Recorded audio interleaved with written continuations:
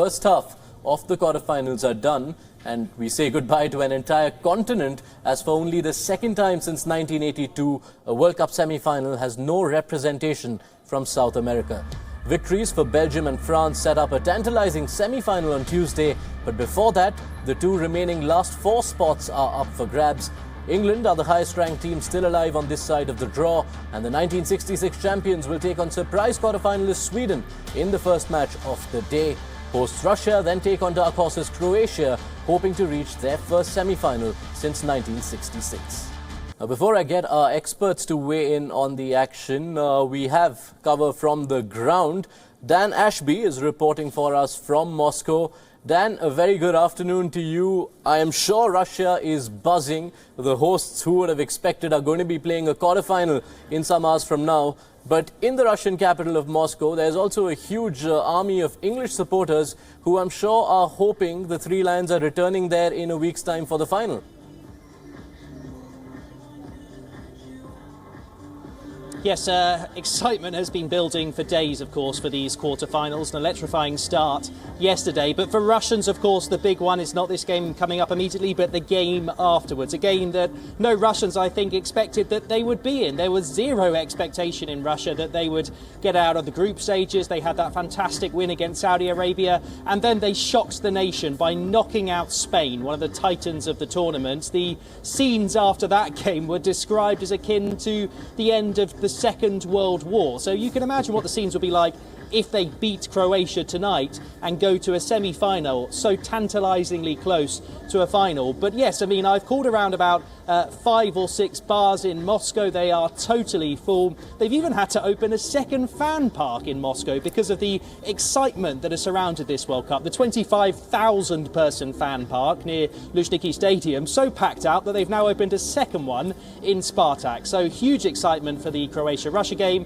and of course for England-Sweden coming up next.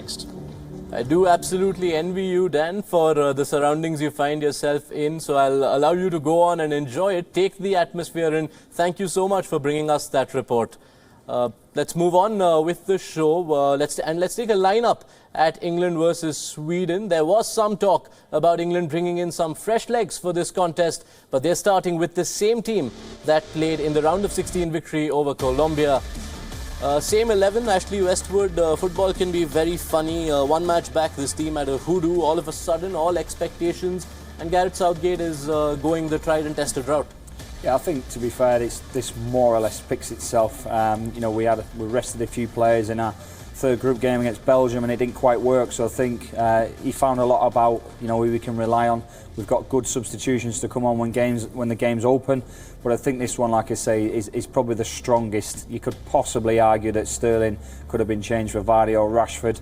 Dele Alli, they may have had a little knock on his knee. You could maybe have thought about Loftus-Cheek and maybe Danny Rose for Young, but they're only maybes. I think you're more or less the right side.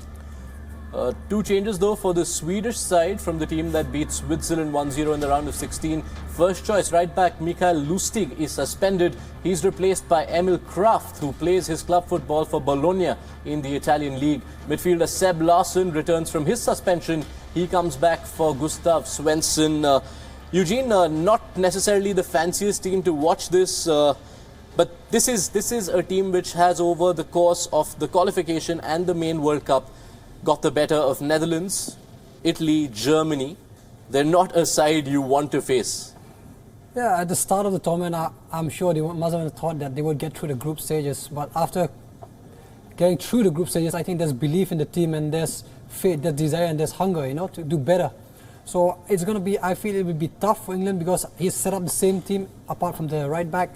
They're going to be more or less the same strategy, same way going to play. So they have a momentum that's going about in the team. So it's going to be hard for England to break them down. Can't not ask you about King Kane, of course, at the top, Ashley. 6 shots on target at the World Cup, 6 goals. Barrage of records already in his name, more lie in the future, of course. But are England concerned about where else the goals come from? Set pieces have worked in their favour, but that might not be that easy against the Swedes. No, I mean, we're certainly a threat from set pieces, which is a good plus to have. I think over 40% of all the World Cup goals have actually come from set pieces, and we're right up there with the best at them. Lingard can score a goal from midfield. Dele Alli, we see him at club level score lots and lots of goals for Tottenham. We're still waiting for him to score his first goal. We expect him to be a threat.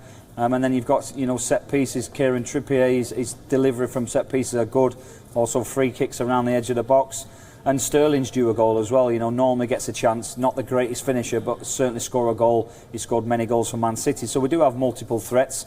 But it's just like any team. They need to click on the day and they need to get the ball in the back of net. It's as simple as that. Forgive me for not asking you for a prediction on this one. I know what you're saying. Eugene, can Sweden pose any threat to England? No, I think England will have a tight score of 1-0. And that would mean, Ashley, a return to the World Cup semi-finals after 28 years. We'll see how that pans out, while the world awaits a first-time 21st century champion, which is guaranteed with only 5 games left to crown the new World Cup winners.